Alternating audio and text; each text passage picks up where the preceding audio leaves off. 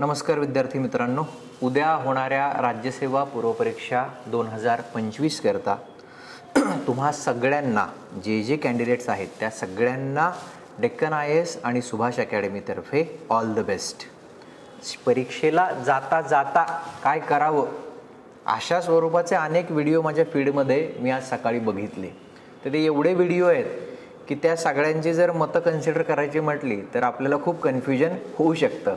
म्हणून साधारणतः मी म्हटलं की आपण एक जनरल तुम्हाला सगळ्यांना जसं दही साखर हातावर ठेवतात तशा एक शुभेच्छा देऊया आणि 2-3 काय जाता जाता ज्या गोष्टी मला महत्त्वाच्या वाटतात त्याच्यात मी सुद्धा आता एक भर टाकून घेतो की परीक्षा आहे, उद्याची ही एक परीक्षा आहे, ते म्हणजे आयुष्य नाही।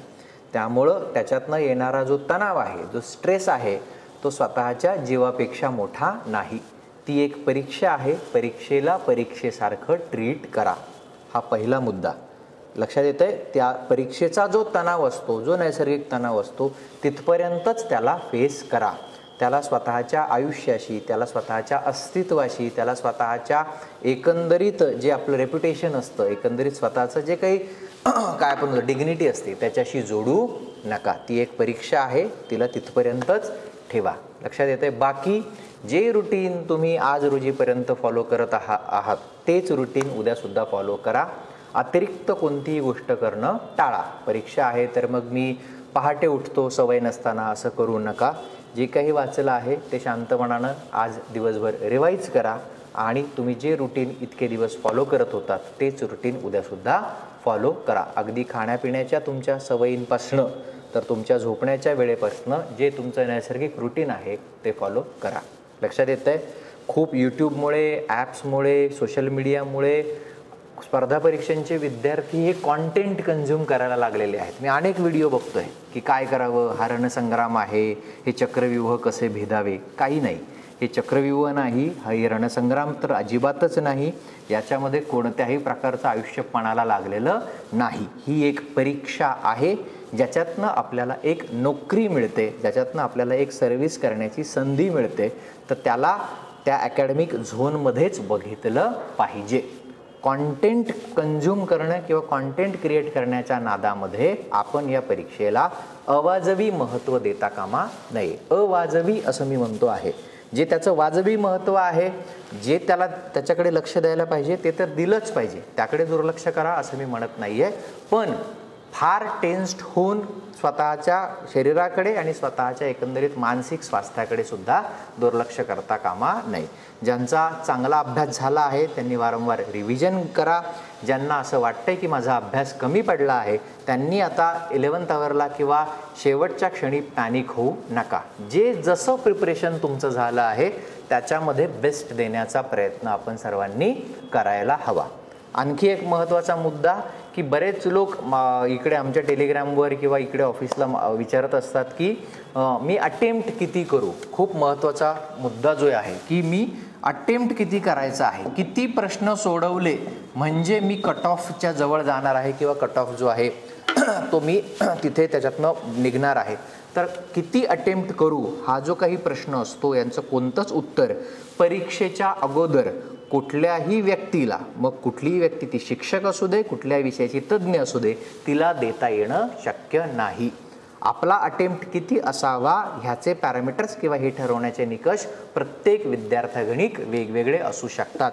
तुमचं आजपर्यंतचं प्रिपरेशन किती झालं आहे, तुमची polity, history, geography, economy, current, science ह्या प्रत्येक घटकावरची कमांड किती आहे, तुमच्यासमोर आलेल्या पेपरची डिफिकल्टी लेवल कशी आहे, तुम्हाला वन गोमध्ये म्हणजे प्रश्न बघितल्या त्याचं परफेक्ट आणि कन्फर्म उत्तर जे येतंय त्या प्रश्नांची संख्या किती आहे आणि मग तुम्ही किती चान्सेस घेऊ शकता। तुम्ही आजपर्यंत किती प्रश्न सोडवलेत, 5000 प्रश्न सोडवलेत का, 10000 प्रश्न सोडवलेत का, की 500 प्रश्न सोडवले की एकही टेस्ट दिलेली नाही, ह्याचा सुद्धा विचार हा अटेम्प्टच्या बाबतीत होतो। कुठलाही व्यक्ती तुम्ही 60च अटेम्प्ट करा, तुम्ही 75 अटेम्प्ट करा, तुम्ही 85 करा, तुम्ही 95 करा असं आपण आकडा मनात धरून जाता कामा नये। आपापल्या अभ्यासानुसार आपल्या अटेम्प्ट, आपली प्रश्नसंख्या जी आहे ती ठरते आहे। वन गोमध्ये किंवा पहिल्यांदा पेपर वाचनामध्ये आपल्याला किती प्रश्नांची कन्फर्म उत्तरे येतात. जर त्याचीच संख्या 5 आणि 6 असेल तर तुम्ही किती अटेम्प्ट करा ते निगेटिव्हच होणार आहे. जो अभ्यास आपण केला आहे त्याला अनुसरून पेपरची डिफिकल्टी लेवल ज्याला त्याला कळत असते. त्यामुळं अटेम्प्ट त्याची जी फिगर आहे ही व्यक्तिगणिक बदलत असते. तो निर्णय त्या वेळेला कॉमन सेन्सने आपण घेतला पाहिजे. ॲक्युरेसी लेवल ज्याची त्याला ठाऊक असते. कोणी असेही विद्यार्थी मी बघितलेले आहेत की ते 59-60 प्रश्न सोडवतात आणि त्यापैकी त्यांचे 57 बरोबर असतात. कुणी असे विद्यार्थी आहेत की जे 100 प्रश्न सोडवतात मग ते निगेटिव्ह होऊन ते कट ऑफपर्यंत जातात. कुणी असे विद्यार्थी आहेत की जे मधला मार्ग मिडल पाथ चूज करतात की नाही मी 75 ते 85च्या मध्ये सोडवेन, माझी ॲक्युरेसी लेवल इतकी आहे, त्याच्यानुसार मला मार्क पडतात. ह्या सगळ्याची चाचणी करण्याकरताच आपण अगोदर टेस्ट दिलेल्या असतात. डेक्कन IASमध्ये आपण पूर्वी तेच करायचो. आत्तासुद्धा आपल्या बूस्टर सिरीजमध्ये ॲपवर वगैरे अनेक विद्यार्थ्यांनी ते प्रश्न सोडवलेले आहेतच. सो त्याच्यानुसार तुमचा अटेम्प्ट ठरत असतो. आणि सगळ्यात महत्त्वाचं म्हणजे उद्याचा पेपर कसा येणार आहे, त्याची डिफिकल्टी लेवल काय आहे, पॉलिटीचे प्रश्न कसे आहेत, हिस्ट्रीमध्ये त्यांनी काय केलं आहे, नवीन पॅटर्न आत्ता लागू झाल्यानंतर त्यांनी UPSCच्या प्रिलियमसारखा पेपर ठेवला आहे की जुन्याच त्यांच्या 2013 पासून जो पॅटर्न चालत आला आहे त्यालाच अनुसरणारा पेपर त्यांनी काढला आहे. या अनेक गोष्टींवर N नंबर ऑफ जे काही आहेत गोष्टी त्याच्यावरती तुमचा अटेम्प्ट जो आहे तो ठरत असतो. आणि सर्वात शेवटचा जाता जाता लक्षात ठेवण्याचा मुद्दा, मला अनेक विद्यार्थी म्हणत आहेत की जसं दिल्लीमध्ये UPSCच्या संदर्भात अशी एक फॅशनेबल गोष्ट आहे टिप्स अँड ट्रिक्स वगैरे, की ह्याचं असं वर्डिंग यूज केलं म्हणजे याचं उत्तर असं असतं, इथे हा शब्द आला म्हणजे ऑल ABC करेक्ट असतात, तिथे तसं लिहिलं म्हणजे यापैकी नाही हे उत्तर असतं, असा एक्स्ट्रीम शब्द आला की मग ते समजायचं की ते विधान चूकच आहे वगैरे वगैरे. टिप्स अँड ट्रिक्सवर 100% अभ्यास नसलेला कोणताच मुलगा फक्त टिप्स अँड ट्रिक्सवर पेपर क्लिअर करू शकत नाही. 1 दशकापेक्षा जास्त मी MPSCच्या विद्यार्थ्यांना शिकवतो आहे आणि मी हे अधिकारवाणीने सांगू शकतो की केवळ माझा अभ्यास 0 आहे आणि मी काहीतरी टिप्स अँड ट्रिक्स फॉलो करतो आहे की नाही याचं ऑल ऑफ द अबावच असतं, एक्स्ट्रीम दिलं की मग ते नसतंच, एवढ्या भांडवलावर आपण परीक्षा पास होत नाही. माझे सक्सेसफुल झालेले सगळे विद्यार्थी ऑलमोस्ट 100% विद्यार्थी हे अभ्यासावरच सक्सेसफुल झालेले आहेत. डेक्कन IASच्या मेन्सच्या टेस्ट सिरीजमधनं आपण बघितले दरवर्षी जवळपास शेकड्याने विद्यार्थी आपले क्लास 1 क्लास 2 झालेले आहेत. त्या सगळ्यांमध्ये एक गोष्ट कॉमन आहे की प्रयत्न प्रामाणिक होते, अभ्यास प्रामाणिकपणे केलेला होता, रिव्हिजन सिन्सिअरली आणि कन्सिस्टंटली केलेल्या होत्या आणि त्याच्यातून मग जर 10% 15% कुठेतरी त्यांना आठवलं नाही, एखादं तथ्य आठवलं नाही, त्यावेळेला एखादं तिथे वापरलेलं आहे की हां अरे इथे जरा एक्स्ट्रीम वाटतंय तर तिथं आपण हा पर्याय घेऊया. त्या टिप्स अँड ट्रिक्स वापरायला तुम्हाला अभ्यासाची पार्श्वभूमी लागते. मी काय म्हणतो याच्याकडे नीट लक्ष द्या.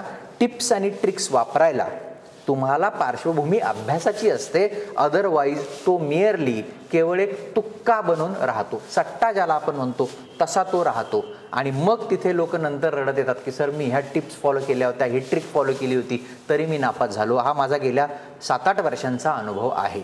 त्यामुळं कॉन्टेंट जे सगळं तयार होतोय ना बाजारामध्ये आत्ता, स्पर्धा परीक्षेचे बहुतांश जर आत्ता आपण मीडिया खूप झालेला आहे तर कॉन्टेंट क्रिएशन आणि स्पर्धा परीक्षांचं शिक्षण याच्यातला फरक हळूहळू नष्ट होताना दिसतो आहे. सो त्या कॉन्टेंट कन्झम्पशनमध्ये फार जाऊ नका. आपल्याकडे जुन्या प्रश्नपत्रिका, अभ्यासक्रम, सराव चाचण्या, पुस्तकं एवढाच एक मार्ग आहे, त्याला फॉलो करा आणि त्याच्यामध्ये 10%, 20%, 15% कुठेतरी टिप्स अँड ट्रिक्सची जागा असते, त्याला फॉलो करा. From first question to 100 question तुम्ही टिप्स अँड ट्रिक्स फॉलो करू शकत नाही. लक्षात येतंय? सो या माझ्या बाजूने जाता जाता माझ्याही सूचना आहेत, तर त्याच्यामध्ये सगळ्यात शेवटी मी एवढंच म्हणेन, ऑल द बेस्ट. शांत मनाने जा, स्वच्छ मनाने जा, शांत झोप घ्या.